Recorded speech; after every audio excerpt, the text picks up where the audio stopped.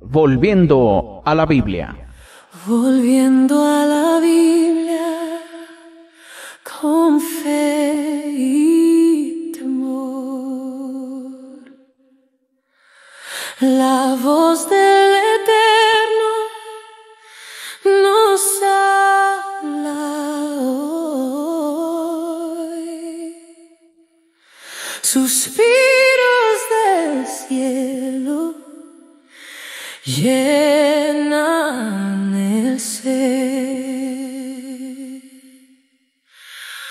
Su luz nos enseña a obedecer.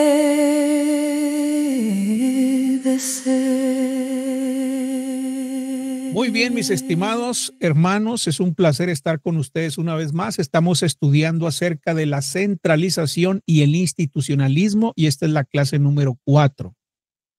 En nuestra clase anterior estuvimos respondiendo algunas preguntas que algunos buenos hermanos nos han enviado, por medio de las cuales pues muestran un gran interés por entender correctamente esta cuestión de la centralización y el institucionalismo, que tiene mucho que ver con nuestra comprensión sobre lo que es la iglesia en los dos sentidos que la utiliza el Nuevo Testamento, la iglesia universal y la iglesia local. Es muy importante entender estos dos conceptos bíblicos, estas dos enseñanzas bíblicas, para poder entender la gravedad del institucionalismo y de la centralización. Agradecemos desde luego a nuestros hermanos por enviarnos sus preguntas e invitamos a más hermanos a escribirnos y enviarnos también alguna cuestión que quieran plantear sobre este tema, o bien incluso si tienen alguna objeción o algunas objeciones, ¿verdad? Si no están de acuerdo con lo que estamos exponiendo, también recibiremos con gusto esas objeciones para que en la medida de nuestras posibilidades podamos darles una respuesta bíblica, ¿verdad? Obviamente, si se demostrase que pues nuestra exposición es incorrecta y está alejada de la palabra de Dios, pues entonces tendremos que hacer las correcciones pertinentes y así lo haremos si es así. Entonces, hoy vamos a abordar un texto bíblico que quedó pendiente en nuestra exposición en la semana pasada con relación a la iglesia en su sentido universal. Hemos afirmado que la iglesia universal no se compone de congregaciones o iglesias locales, sino de personas que fueron, están siendo y serán redimidos de entre los hombres como primicias para Dios y para el Cordero, como dice Apocalipsis capítulo 14, versículo 4. La iglesia local es el conjunto de los redimidos en todo tiempo y lugar. Pero hay hermanos que no están de acuerdo, ¿verdad? Y obviamente no lo están porque tienen algunas razones para no estarlo. Entre esas razones ya vimos la semana pasada algunas de ellas, pero nos faltó analizar primero a los Corintios capítulo 12, versículo 27. Este pasaje en la Reina Valera 1960, voy a compartir ahora la Biblia como es mi costumbre. Nos enseña sobre esta cuestión ahí una frase que particularmente creo yo es la que está provocando una confusión cuando no se comprende o cuando no se estudia, no se analiza adecuadamente. No estoy acusando a los hermanos de ser malos estudiantes o de ser faltos o de ser, pues sí, que no tengan cuidado de cómo usan la Biblia, sino simplemente que a veces pues uno no se da cuenta o no llega uno a hacer ciertas preguntas al pasaje o a investigar algunas cosas, sino que uno lo lee y a veces pasa uno por alto el análisis, pero no lo hace con maldad ni con malicia, sino simplemente lo lee y pues uno concluye, ¿verdad? Entonces, lo que hacemos en esta clase de estudios pues es analizar la escritura. Dice el texto bajo consideración, lo voy a hacer un poco más grande para que lo vean. Algunos que traen celular a lo mejor se ven las letras más pequeñitas. Dice, vosotros pues sois el cuerpo de Cristo y miembros cada uno en particular. La frase que nos ocupa es esta, el cuerpo de Cristo. Esta es la frase que nos ocupa porque esta frase pues la encontramos en otro pasaje bíblico que está en Efesios capítulo 1, versículos 22 y 23. Dice ahí, y sometió todas las cosas bajo sus pies y lo dio por cabeza sobre todas las cosas a la iglesia. Este texto ya lo hemos estudiado en las clases anteriores. Pero aquí dice que la iglesia es el cuerpo de Cristo. Dice el versículo 22 al final, la iglesia, y luego el 23, la cual es su cuerpo.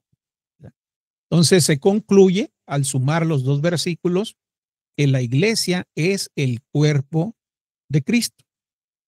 Obviamente, este pasaje habla de la iglesia universal. Efesios capítulo 1, versículos 22 y 23, dentro de su contexto, habla de la iglesia universal. Si leemos con cuidado Efesios 1, 22, en su contexto, podemos comprender que de los versículos 15 al 18, la fuerza de los argumentos de Pablo recae sobre ciertas personas. Fíjese bien. Tenemos que ver el contexto. Vamos al versículo 15, nos movemos hacia atrás y ahí estamos en el versículo 15. Por esta causa, también yo, habiendo oído de vuestra, hay que subrayar esta palabra, de vuestra fe en el Señor Jesús y de vuestro amor para con todos los santos, no ceso de dar gracias por vosotros, haciendo memoria de vosotros en mis oraciones, para que el Dios de nuestro Señor Jesucristo, el Padre de gloria, os dé espíritu de sabiduría y de revelación en el conocimiento de él. Aquí subrayamos esta palabra también, os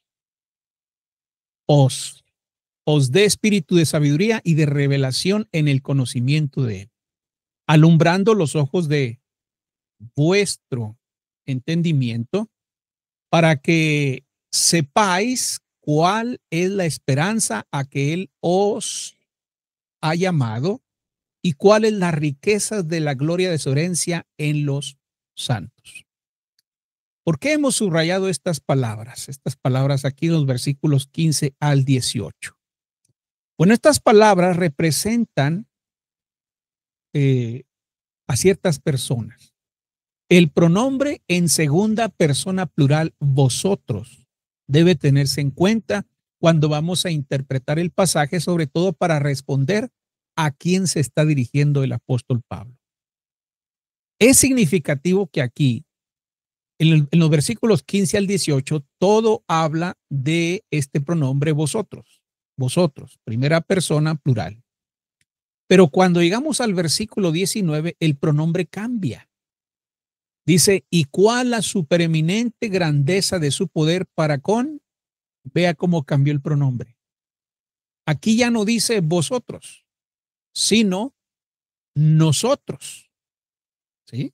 Este es un pronombre diferente al pronombre anterior.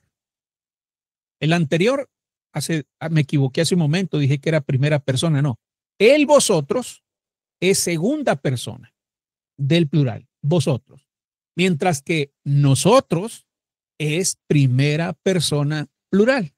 Es decir, que hay un cambio, mientras que acá habla de la segunda persona plural, es decir, vosotros, vuestro, os, aquí está representado, es el pronombre que se exige, vamos. ¿Sí? Vuestra, vosotros, segunda persona plural. Pero en el verso 19 cambia. Primera persona plural, nosotros. Este cambio es significativo y tenemos que considerarlo cuando vamos a estudiar la Biblia, sobre todo este pasaje. No es lo mismo decir vosotros que nosotros. Pero además de eso, Pablo especifica que el pronombre del versículo 19 se extiende a un número de sujetos indeterminados cuando dice los que creemos. Mire, aquí está. Aquí él aclara quiénes son esos nosotros. ¿Quiénes son esos nosotros? Los que creemos. ¿Sí? Y es interesante que aquí va en el verbo creer, creemos, pues va el pronombre nosotros. ¿Quiénes creemos? Nosotros. Entonces, aquí Pablo se incluye porque dicen nosotros, incluyendo al escritor, Pablo se incluye, pero incluye a un número indeterminado de personas. ¿Sí?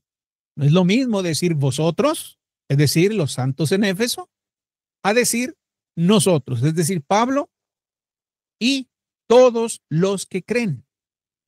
Ahí van todos los creyentes. ¿Quiénes son nosotros? Los que creemos. Todos los que creemos, nosotros.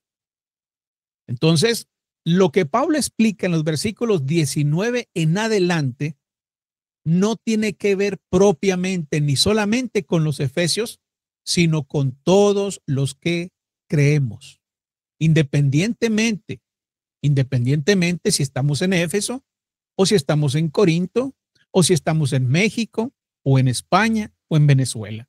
Ahí habla Pablo de los que creemos, es decir, del conjunto de los salvos.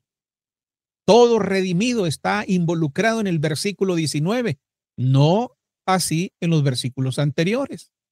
Mientras que acá Pablo dice, por esta causa yo, es decir, Pablo dice, yo, habiendo oído de vuestra fe.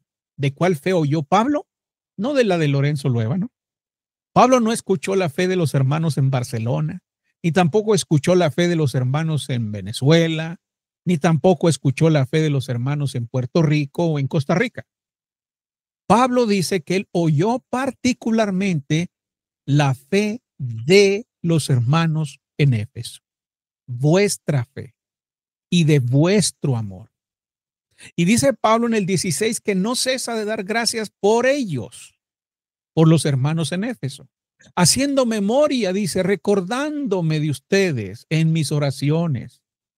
Pablo oraba por muchos cristianos, pero aquí particularmente dice que los hermanos en Éfeso estaban incluidos en sus oraciones. Pero cuando llegamos al versículo 19 cambia la cosa.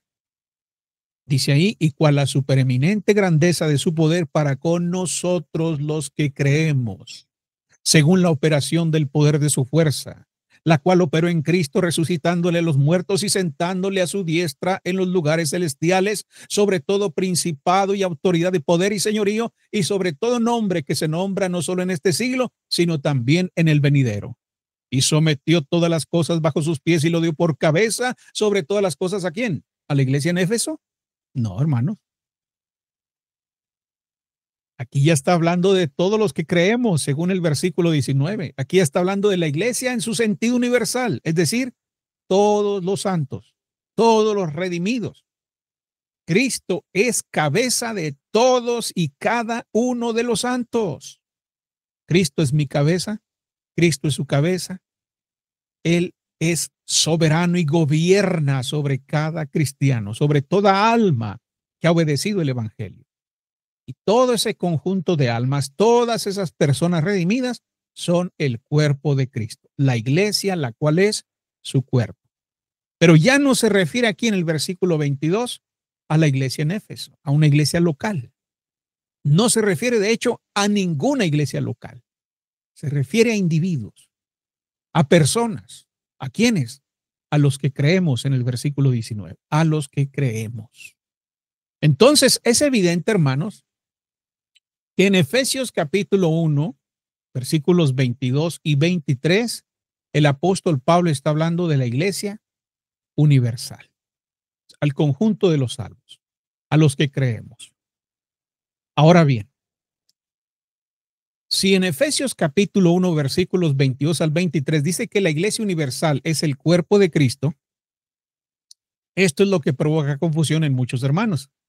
Porque aquí dice que la iglesia universal es el cuerpo de Cristo. Y acá, en 1 Corintios, capítulo 12, versículo 27, hablando de los santos en Corinto, dice, vosotros, pues sois el cuerpo de Cristo y miembros cada uno en particular.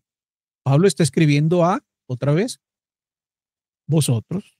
Y tenemos otra vez, segunda persona plural, a vosotros, es decir, a los santos ahí en Corinto. Y les dice, sois el cuerpo de Cristo. Entonces, si en Efesios 1, 22 y 23 dice que la iglesia universal es el cuerpo de Cristo, y luego aquí en 1 Corintios capítulo 12, versículo 27, dice que la iglesia en Corinto es el cuerpo de Cristo. Entonces, o la iglesia universal se compone de iglesias o cada iglesia local es el cuerpo de Cristo. Esta es la conclusión a la que llegan muchos hermanos cuando hacen una suma, ¿verdad? Porque han aprendido que la suma de tu palabra es verdad. Entonces ellos suman Efesios capítulo 1, versículos 22 al 23 con 1 Corintios 12, 27. Y si aceptamos que en Efesios 1, 22 y 23 habla de la iglesia universal, entonces en 1 Corintios 12, 27 también habla de la iglesia universal, haciendo referencia a una iglesia local. ¿Ah? Esto suena lógico, pero no lo es. Mis hermanos, no toda suma de pasajes es una suma correcta. Y ya tenemos que usar otros métodos, otros ejercicios de interpretación para saber si esa suma, si esa comparación de pasajes es correcta. Y no puede ser así. ¿Por qué no puede ser? Porque ya vimos que en Efesios 1, 22 al 23 la iglesia universal se compone de los redimidos, de los que creemos, no de iglesias locales. Entonces, esto provocaría un conflicto con 1 Corintios 12, 27. ¿Qué significa entonces la frase en 1 Corintios 12, 27, el cuerpo de Cristo? Bueno, en primer lugar, tenemos que tener cuidado de no cometer una falacia de equivocación, hermano. ¿Qué es una falacia de equivocación? Bueno, esta falacia consiste en llamar a dos cosas diferentes con el mismo nombre y concluir que se trata de lo mismo. Es decir, que aquí tenemos a la Iglesia Universal identificada como el cuerpo, ¿verdad? En Efesios capítulo 1, versículo 22 y 23. Cuerpo, aquí está. Ahí está, esa es la palabra, cuerpo. Y en 1 Corintios capítulo 12, versículo 27, también encontramos el mismo término. Cuerpo. Entonces, uno toma estos dos términos y dice, pues es lo mismo. No. Esa es una falacia de equivocación. Porque en realidad los pasajes están hablando de entidades diferentes con el mismo término. Entonces, llamar a dos cosas diferentes con el mismo nombre y concluir que son lo mismo, eso es una falacia de equivocación. Es decir, es un razonamiento que parece lógico, que parece correcto, pero que no lo es. La Iglesia Universal en Efesios es identificada como el cuerpo, mientras que la Iglesia en 1 Corintios 12, 27 también usa la palabra cuerpo, pero aquí se refiere a otra cosa, hermano. Entonces, no es lo mismo, no está diciendo Pablo la misma cosa. Entonces, este razonamiento, aunque parece correcto, en realidad es falso. Porque una cosa es la Iglesia Universal y otra cosa es lo que dice Pablo en 1 Corintios 12, 27. El Nuevo Testamento nos presenta una variedad de diferencias que nos indican que se trata de entidades diferentes. Ahora bien, entonces, ¿cómo resolvemos este asunto? Bueno, tenemos que analizar 1 Corintios capítulo 12, versículo 27, y eso es lo que vamos a hacer enseguida. Vamos a analizar con cuidado lo que dice este pasaje en 1 Corintios capítulo 12 en el versículo 27. En primer lugar, vamos a enfocarnos en la palabra vosotros. La palabra vosotros. Esta palabra es muy importante porque aquí tenemos algo que se conoce como deixis local. Deixis local. ¿Qué es eso? ¿Qué es una deixis local? Bueno, la deixis local, deixis local, es el uso de expresiones lingüísticas para señalar una ubicación en el espacio en relación con el hablante y el oyente. Esa es una deixis local, vosotros, vosotros. Es decir, Pablo se está refiriendo a un grupo de personas en determinado lugar. Cuando dice vosotros, él está pensando en ciertas personas en determinado lugar, porque aquí no está pensando en Éfeso, en 1 Corintios, Aquí no está pensando en Antioquía, aquí no está pensando en Jerusalén, aquí no está pensando en Pérgamo, en Sardis, en Teatira. No. ¿En quién está pensando entonces? ¿Quiénes son estas personas que están aquí involucradas? Bueno, cuando leemos el contexto de la carta, nos damos cuenta de quién se trata. Dice primero a los Corintios, capítulo 1, versículo 2, a la iglesia de Dios que está ¿dónde? En Corinto. Vosotros, dice. Entonces Pablo, al decir vosotros, utiliza una expresión que indica una localidad particular. No, cuando dice vosotros, no está hablando de Antioquía, no está hablando de Pérgamo, no está hablando de otra iglesia local, sino que está hablando a los vosotros, es decir, a los santos en Corinto, a la iglesia de Dios que está en Corinto. Entonces es muy importante considerar esta palabrita. A veces las pasamos por alto, pero son palabras muy importantes. Pablo no se dirige a todos los que creen, como en Efesios capítulo 1, versículo 19. No se refiere a los que creen sin distinción, sino a esa iglesia concreta, particular, y que tenía cuestiones particulares por las cuales esta iglesia estaba batallando, ¿verdad? Y estaba, pues básicamente estaba en conflicto. Por ejemplo, si vemos la escritura, aquí, ¿verdad? Ya hemos visto en el contexto que habla de la iglesia que está en Corinto, ¿verdad? Es lo que nos dice la Biblia. Ahora, ¿qué pasa con esta iglesia? Versículo 10. Os ruego, pues, hermanos, por el nombre de nuestro Señor Jesucristo, que habléis todos una misma cosa y que no haya entre vosotros, otra vez, entre vosotros, ¿qué cosa? Divisiones, sino que estéis perfectamente unidos en una misma mente y en un mismo parecer. ¿Qué estaba pasando? Este conflicto que está aquí, estas divisiones que están aquí, no están pasando en Jerusalén, no están pasando en Pérgamo, no están pasando en Filipos. Estas divisiones que se mencionan aquí en el versículo 10 están ocurriendo en Corinto, entre los santos en Corinto. Porque he sido informado acerca de quién, acerca de la iglesia en Jerusalén, no. Acerca de todos los santos en el mundo, no. Acerca de todos los que creen y todos los redimidos, no. Acerca de vosotros. ¿Y quiénes son?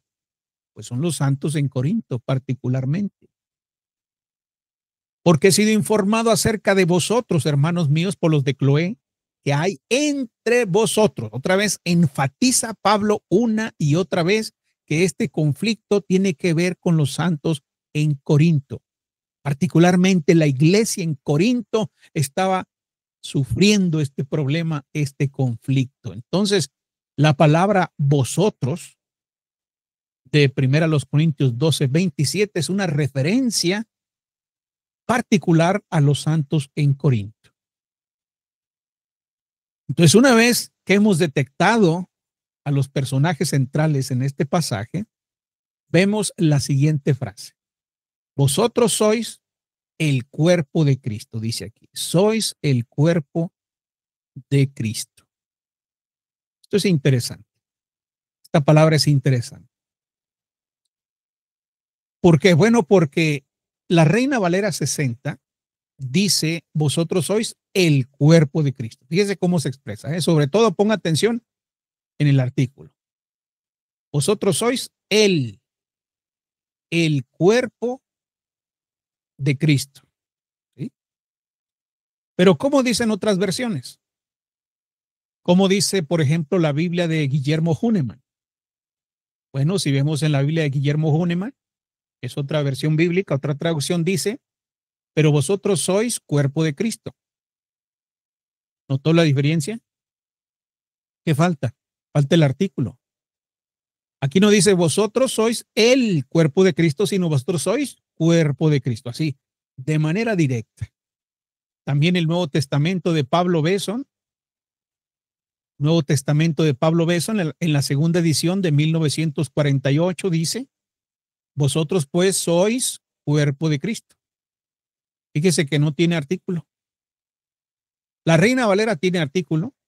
Dice, vosotros sois el cuerpo de Cristo. Pero Pablo Besson dice, sois cuerpo de Cristo. Hay aquí una diferencia, hay una variación aquí. Ahora, ¿cómo lo vamos a interpretar? ¿Cómo lo vamos a leer? ¿Vosotros sois el cuerpo de Cristo o vosotros sois cuerpo de Cristo? ¿Cómo lo vamos a interpretar? Porque, hermanos, cuando le añadimos el artículo a vosotros sois el cuerpo, tiene un sentido.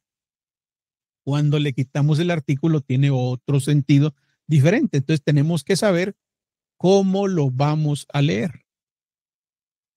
Bueno, cuando nos encontramos con una variante entre las traducciones, sobre todo cuando cambian el sentido de las declaraciones, hermenéuticamente tenemos que ir al texto original. ¿Por qué el texto original, hermano? Porque le gusta presumir que usted lee en griego. No, no, no. Simplemente porque tenemos un conflicto entre la Reina Valera 60 y lo que dicen otras versiones bíblicas. Parece que la Reina Valera es una traducción.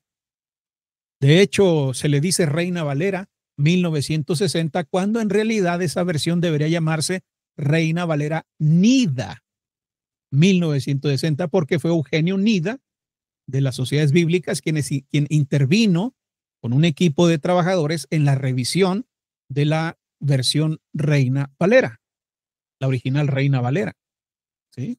Acuérdese que una es la versión de Casiodoro de Reina de 1569, luego la revisión de Cipriano de Valera en 1602.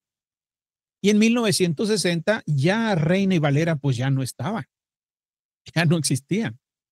Eugenio Nida, que era el director de Sociedades Bíblicas, lleva a cabo esta revisión con un equipo de expertos y se produce la Reina Valera 60. Entonces esa es otra versión más, como el Nuevo Testamento de Pablo Beso, ¿verdad? Del año 1948. Entonces vamos al texto griego y aquí tenemos el texto griego y lo que nos interesa pues es la frase en discordia o en disputa o en discusión o que es objeto de estudio, el que a usted le guste más. Dice aquí, huméis de este soma Cristo. Esta frase es la que nos interesa. Aquí está. Huméis de este soma Cristo. ¿Sí? Aquí está, huméis de este soma Cristo. Esta frase griega, si usted no sabe leer griego, pues porque no quiere, porque si usted se pone empeño en una semana, lo aprende a leer. Aprende a leerlo, no a entenderlo. O sea, no quiere decir que porque aprenda a leer griego ya va a ir a platicar con un griego. No, no, no, no. Nada más para aprender a leer el texto griego y luego ya vienen los léxicos, los diccionarios y con la práctica pues uno se va familiarizando con los términos y las palabras y a veces no necesita uno el diccionario. Entonces aquí lo que debemos enfatizar es el sintagma, perdón, anatro. Aquí tenemos un sintagma anatro. Soma Cristo. Este sintagma anatro es el que nos debe de interesar por el momento. Soma Cristo. ¿Qué significa en español? Pues soma quiere decir cuerpo y Cristo pues es el sustantivo Cristo o ungido, ¿va? En español. Soma Cristo es un sintagma anatro. Ahora, ¿qué es un sintagma anatro? Porque muchas veces nosotros no hemos escuchado ese término, ¿verdad? Un sintagma anatro, ¿qué es eso? Bueno, la palabra anatro viene del griego artrón, que significa artículo o articulación. Pero aquí es anatro, o sea, se le agrega el a privativo, anatro.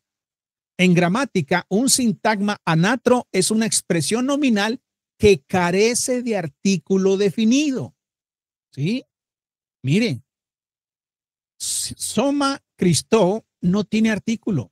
Por eso Pablo Besson lo traduce así. Vosotros pues sois cuerpo de Cristo.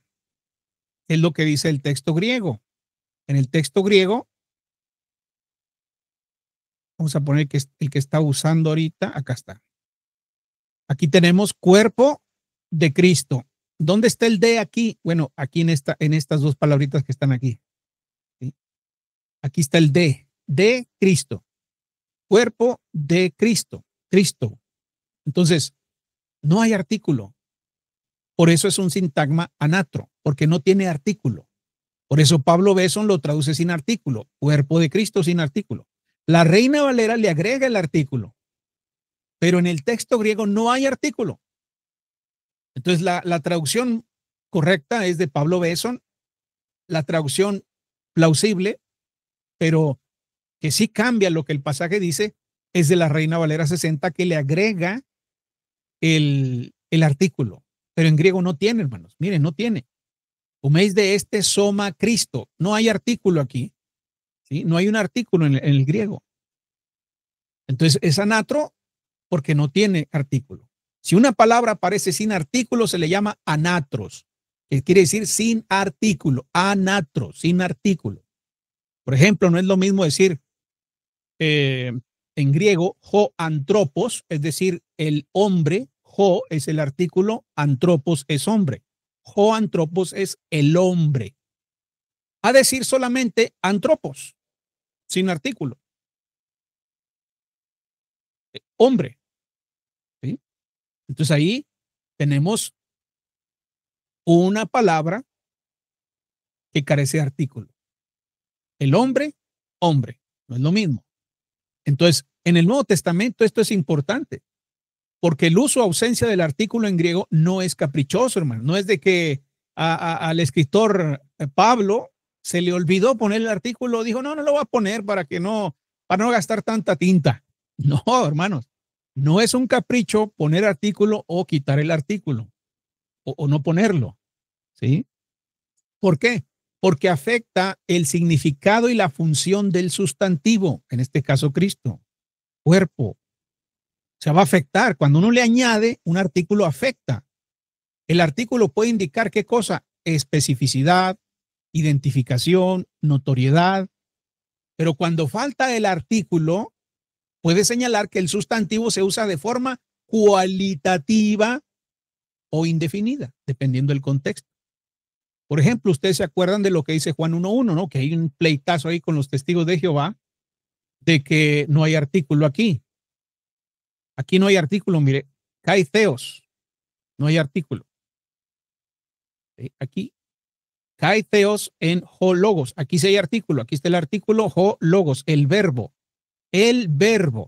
Si le quitamos el ho, diría nada más verbo, pero cuando se le añade el artículo dice el verbo, y aquí theos no tiene artículo, kai theos en ho logos. Entonces, como no tiene artículo aquí, lo que el escritor quiere hacer es hablar de la cualidad de quién, del sujeto, es decir, del verbo. El verbo es Dios, o Dios es el verbo, aunque la traducción correcta, dado que es para enfatizar su cualidad, la traducción correcta es el verbo era Dios. Kai theos en era hologos, el verbo era Dios, es decir, era de esa naturaleza. Entonces, vean cómo se afecta la ausencia o la presencia de un artículo. Ahora bien, cuando Pablo escribe, huméis de este soma Cristo, kai pele ek meros, es decir, vosotros sois de Cristo, es lo que dice, vosotros sois de Cristo, o vosotros sois cuerpo de Cristo, vosotros sois cuerpo de Cristo y miembros cada uno en particular. Vea cómo cambia la idea. Vosotros sois cuerpo de Cristo. Es lo que está diciendo aquí. Vosotros pues sois cuerpo de Cristo y miembros en particular. Es lo que está diciendo Pablo. Ahora, ¿cómo afecta esto? La ausencia del artículo anatros, ahí en 1 Corintios 12:27. Bueno, que simple y sencillamente el apóstol Pablo no está haciendo referencia a la iglesia local o a la iglesia universal, sino a la cualidad que tienen los santos en Corinto. Si Pablo hubiese dicho to onomato Cristo, el cuerpo de Cristo, que es como dice la Reina Valera 60, estaría identificando a los corintios con el cuerpo universal. Es decir, concluiríamos que efectivamente Pablo dice que la iglesia universal es la iglesia en Corinto, pero no es lo que quiso decir. Al decir soma Cristo sin artículo, no identifica, sino que más bien está calificando, está hablando de una cualidad, de una realidad que caracteriza a los hermanos en Corinto. Es decir, que ellos tienen la naturaleza que tiene el cuerpo de Cristo. Ellos tienen esa naturaleza y esa naturaleza les exige, ¿qué cosa? Que no estén divididos. Hermanos, es normal que los miembros de un cuerpo estén divididos, no es normal. Lo normal es que los miembros del cuerpo estén unidos, funcionen con armonía. Entonces Pablo dice, miren, aquí en Corinto, ustedes traen unos pleitos terribles, divisiones y conflictos. Ustedes no están viviendo conforme a la naturaleza del cuerpo. Ustedes son parte de esa naturaleza. Ustedes son cualitativamente hablando, esencialmente hablando, parte del cuerpo de Cristo, por lo que estos conflictos que traen aquí no son naturales, no son normales. Entonces, cuando Pablo dice, vosotros sois cuerpo de Cristo, utiliza un predicado nominal cualitativo, no está identificando a nadie, no es una ecuación de identidad. Soma Cristo aquí no se traduce el cuerpo de Cristo como si fuera la iglesia universal, sino cuerpo de Cristo en el sentido de que ellos son portadores del carácter que el cuerpo tiene. Entonces, mis hermanos, 1 Corintios 12:27 no habla de la iglesia universal, no habla de la iglesia local, habla de la naturaleza que debería, gobernar sobre los santos en Corinto, dado que tienen la naturaleza que tiene el cuerpo. Entonces uno tiene que tener mucho cuidado con eso. Como les dije, muchos hermanos leen 1 Corintios 12:27 y dicen, pues está hablando de la iglesia universal, el cuerpo de Cristo. Pero como está hablando a Corinto, pues entonces la iglesia en Corinto es la iglesia universal o es parte de la iglesia universal. No, está hablando de una cualidad. No está hablando de una identidad. Está hablando de la cualidad que tienen los santos ahí en Corinto y en todo el mundo. Cuerpo de Cristo es la cualidad. No está hablando de una asamblea local o de una asamblea universal. Está hablando de una cualidad. Por ejemplo, en Mateo capítulo 5, en el versículo 14, vamos a mostrar un ejemplo. Mateo 5:14.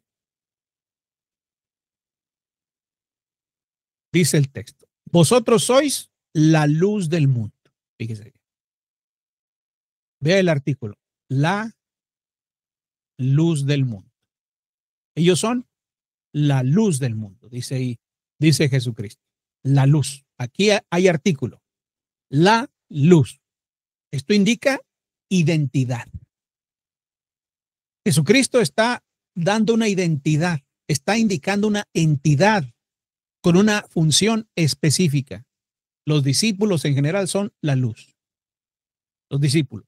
Dice ustedes, los discípulos son la luz. Así los identifica porque tiene un artículo. La luz. Ustedes son la luz. Pero si se fija en Efesios capítulo 5, en el versículo 8, vean cómo cambia. Efesios 5:8. Porque en otro tiempo erais, sin artículo, tinieblas, mas ahora sois luz. Vea cómo cambió. ¿Ya lo notó? Aquí no hay artículo. No dice vosotros sois la luz, como dice el otro pasaje. Aquí no está identificando. No. Como en Mateo 5:14. En Mateo 5:14 sí identifica. Aquí no. Aquí califica. Vosotros sois luz. Vemos el mismo fenómeno que en 1 Corintios 12:27. La palabra luz sin artículo, como la palabra cuerpo de Cristo sin artículo. Valor cualitativo. Es el valor cualitativo, hermanos. Los creyentes participan de la naturaleza de la luz sin que sean absolutamente hablando la luz. Aquí habla de la participación en esa naturaleza. ¿Vosotros sois cuerpo de Cristo? Es decir, ¿ustedes participan de la naturaleza del cuerpo de Cristo? No sois el cuerpo completo, universal, absoluto, sino que participan de la cualidad o naturaleza que tiene ese cuerpo, que es la unidad y la armonía. De la misma manera en Efesios 5:8, vosotros sois luz o ahora sois luz. No son la luz en un sentido absoluto, sino que participan de la naturaleza de la luz. Entonces hay que tener cuidado cuando interpretamos lo que dice Pablo en 1 Corintios 12:27, hermanos. No, reitero, Pablo no habla aquí de la iglesia local, no está identificando, ¿sí? Está calificando la naturaleza de los santos en Corinto. Y esa misma naturaleza la tienen todos los santos. Pero en este texto, Pablo la usa para argumentar el gran problema que tienen al estar peleando, al estar divididos, porque esa no es la naturaleza del cuerpo. Entonces hay que entender esto, hermanos. Yo espero estarme explicando bien. 1 Corintios 12:27 califica a los santos en Corinto. Les dice que participan de la naturaleza del cuerpo y esa naturaleza tiene que ver con la unidad y la armonía. No está identificando a los santos en Corinto con la iglesia universal. No, no los está identificando como la iglesia universal. No. No los está identificando como la iglesia local tampoco. No, esa no es la cuestión aquí. Sino que está calificando su naturaleza.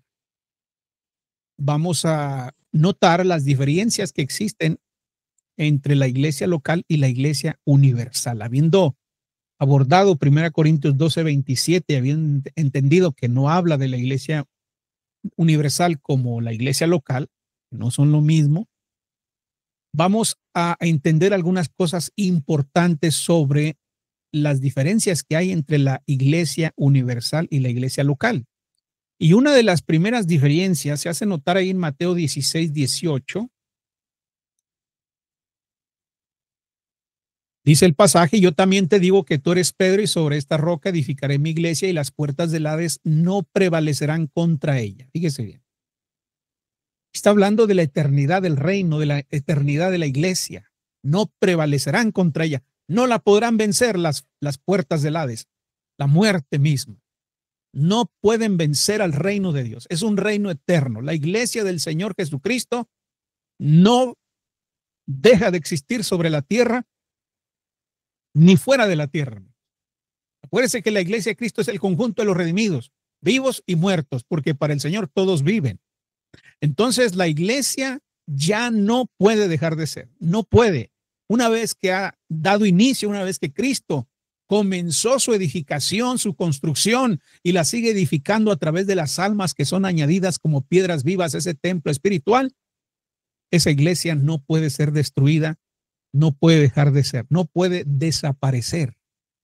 Y esto es algo interesante porque mientras que la iglesia universal, es decir, el cuerpo de los redimidos, no deja de ser, no puede dejar de ser, no puede destruirse, no pueden derrotarla, la iglesia local sí puede. Si usted busca en el mundo, hermano, a la iglesia local de Jerusalén, o a la iglesia de Cristo en Corinto, o a la iglesia de Cristo en Galacia, o a la iglesia de Cristo en Esmirna, en Pérgamo, en Tiatira, etcétera, ya no las va a encontrar. No podemos viajar allá, a Macedonia o a esos lugares, y decir ando buscando la iglesia de Cristo en Corinto, la iglesia de Cristo en Galacia, o la iglesia de Cristo en Pérgamo o en Cencrea. Quiero conocer a los hermanos de Cencrea, la iglesia que está ahí, y yo viajo hasta Cencrea y me doy con la sorpresa de que la iglesia no existe y que en todo el país no hay cristianos.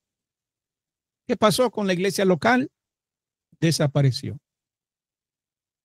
Pues una cosa son las iglesias locales y otra cosa es el cuerpo de Cristo, su iglesia. Hay diferencias sustanciales por las cuales el cuerpo de Cristo goza de continuidad.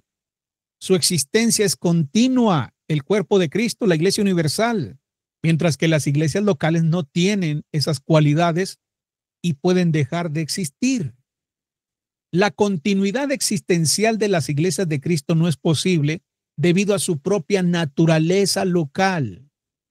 Las iglesias de Cristo locales pueden dejar de existir, sea por persecuciones, desastres naturales, divisiones o falta de entusiasmo en los miembros.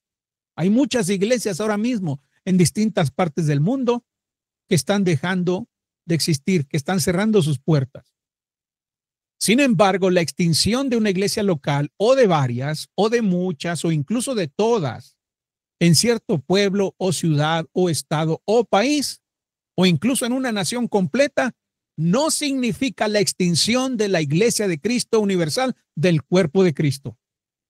Las iglesias locales pueden dejar de ser la iglesia de Cristo, el cuerpo, el reino, en su sentido espiritual, no deja de existir. Es un reino eterno, como dice Hebreos capítulo 12 en el versículo 28.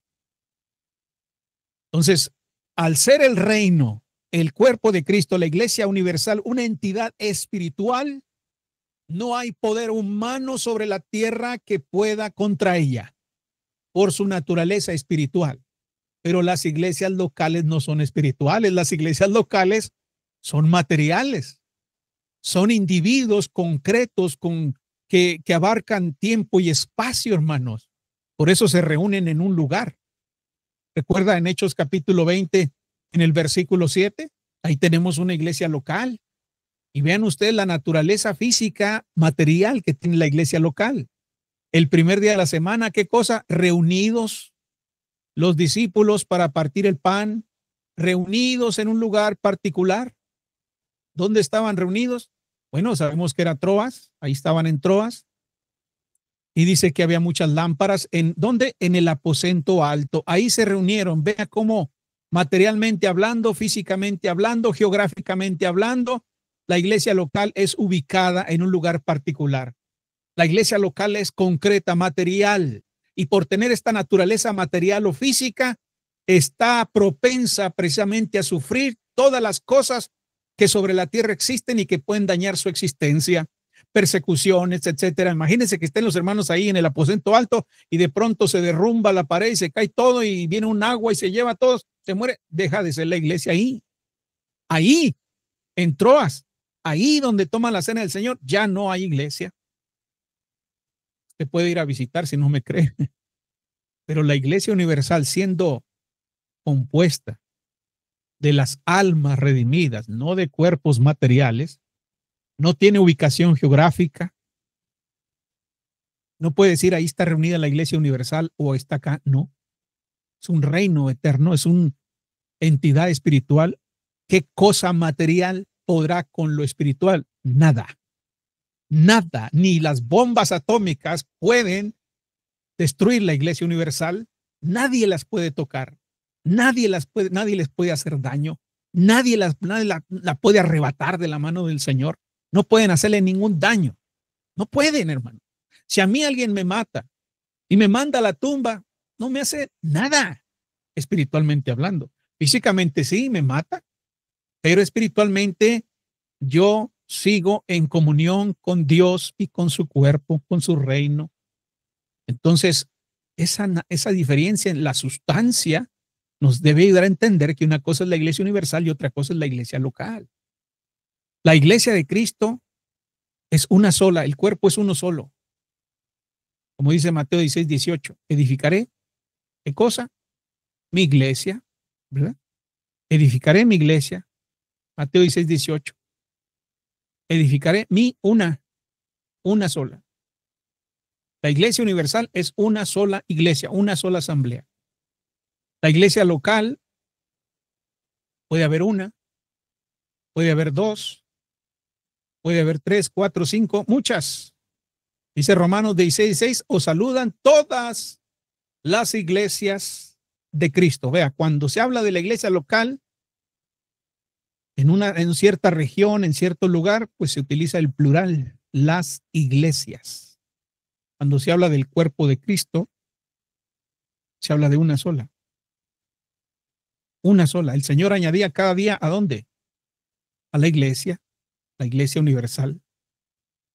¿Sí? Mientras que las iglesias de Cristo obviamente son una pluralidad de iglesias y hay montones de pasajes que lo dicen así. Las iglesias locales tienen una ubicación geográfica. Dice Hechos, ¿qué les gusta? Vamos a leer Hechos 8:1. Hechos 8:1.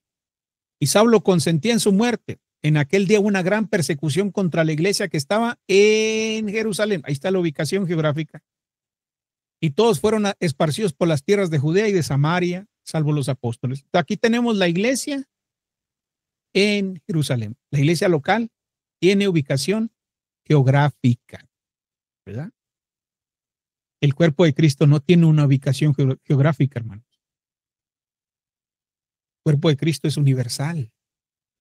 Algunos miembros del cuerpo de Cristo estamos vivos y algunos miembros del cuerpo de Cristo ya han dejado esta vida, pero seguimos siendo un cuerpo.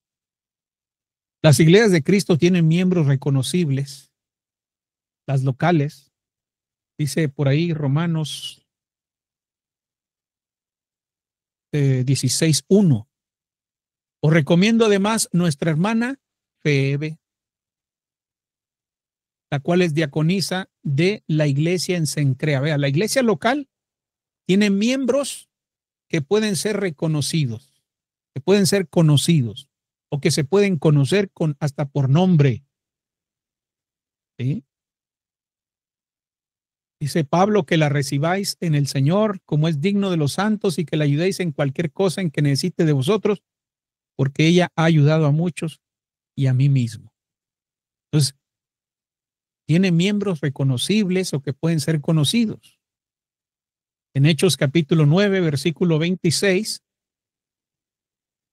Hechos 9:26, cuando llegó a Jerusalén, trataba de juntarse con los discípulos, pero todos le tenían miedo, no creyendo que fuese discípulo.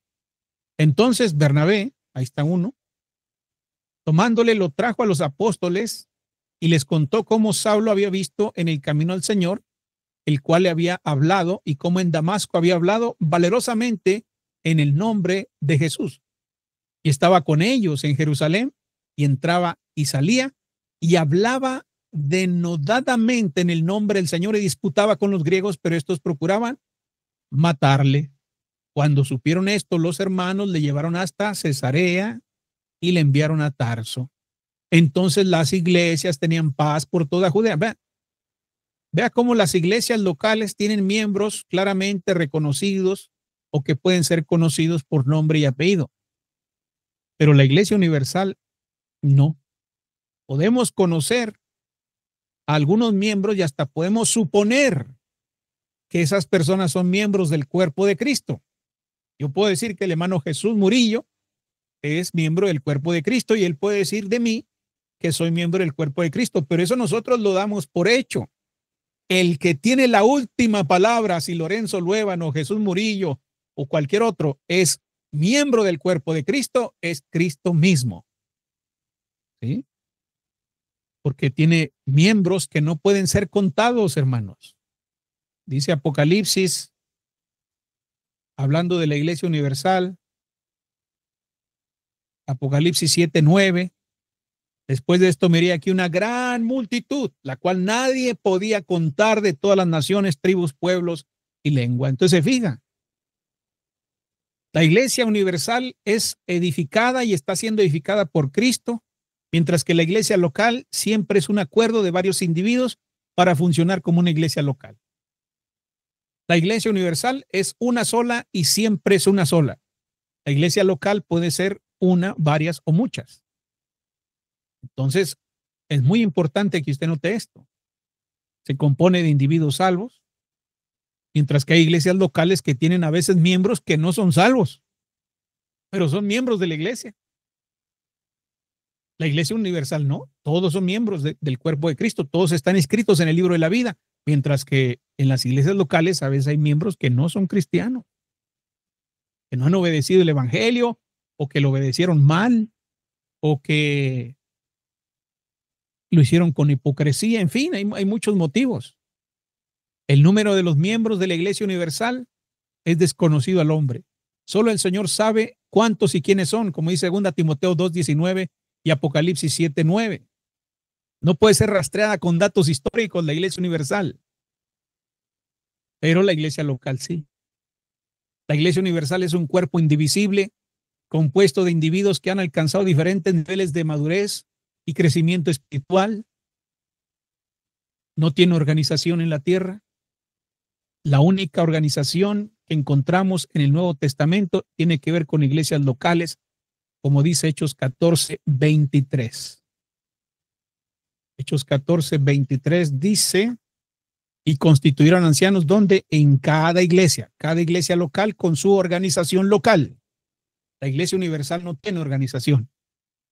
Su cabeza es Cristo y nadie más puede levantarse como cabeza de las iglesias o de la iglesia. No puede. Las iglesias locales sí. ¿Cuál es la organización bíblica de una iglesia local? Bueno, apréndase Filipenses 1:1. Pablo y Timoteo, siervos de Jesucristo, a todos los santos en Cristo Jesús que están en Filipos con los obispos y diáconos, santos, obispos y diáconos, haciendo la voluntad de Dios, haciendo la obra de Dios. Entonces, mis hermanos, vamos a estudiar un poco más de la iglesia local en las próximas clases, si es que no hay más objeciones o preguntas sobre este tema, sobre esta cuestión que estamos estudiando aquí. Y espero que de esta manera podamos ir comprendiendo mejor esta cuestión de la centralización y el institucionalismo. Por lo pronto, creo yo que ya hemos entendido lo que es la iglesia universal, ¿verdad? Y hemos entendido que no es lo mismo que la iglesia local, y hemos entendido que aquellos pasajes que parecen apoyar a quienes creen que la iglesia universal se compone de iglesias, pues en realidad no están siendo leídos con detenimiento, con cuidado, porque cuando eso se hace, pues entonces esa tesis no se sostiene. Muy bien, mis hermanos, hemos llegado entonces al final de nuestra clase. Si tienen preguntas, comentarios. Volviendo a la Biblia. Volviendo a la Biblia con fe y temor. La voz del Eterno nos habla hoy. Suspiros del cielo llenan el ser. Su luz nos enseña a obedecer.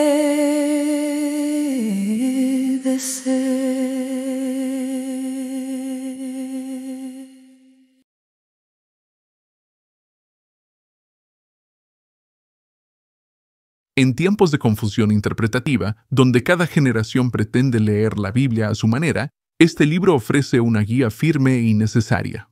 La nueva hermenéutica ha trasladado la autoridad del texto al lector, relativizando la verdad de la palabra. Frente a ella, esta obra recorre la historia, examina sus fundamentos filosóficos, contrasta sus supuestos con la hermenéutica bíblica clásica y muestra sus consecuencias en la teología y la práctica cristiana. Con un estilo claro y riguroso, el autor conduce al lector desde los orígenes de la hermenéutica hasta el movimiento de restauración, pasando por los padres de la Iglesia y los movimientos teológicos contemporáneos. El resultado es un llamado urgente: volver a la palabra de Dios como autoridad final. Un recurso indispensable para estudiantes de la Biblia, predicadores, maestros y todo creyente que desee interpretar fielmente las Escrituras y resistir la tentación del subjetivismo moderno. Ya disponible en Amazon. Muchos estudiantes de la Biblia utilizan una variedad de términos tales como exégesis, apologética, contexto, homilética, hermenéutica, griego, hebreo, entre otros, que pueden dejar en blanco la mente de sus oyentes. Otros que desean convertirse en predicadores y maestros de la Biblia, desconocen las diversas materias que deberían estudiar para su crecimiento intelectual. En este libro las explicamos, para que luego usted profundice en conocerlas con precisión, y las use según sea necesario para su obra como predicador del Evangelio. Ya disponible en Amazon.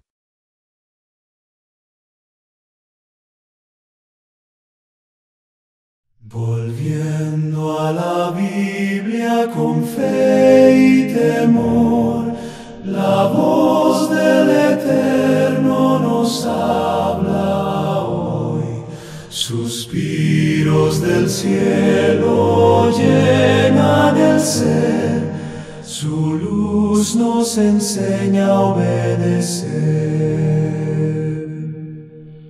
Palabra santa, llama y verdad, guía perfecta en la oscuridad.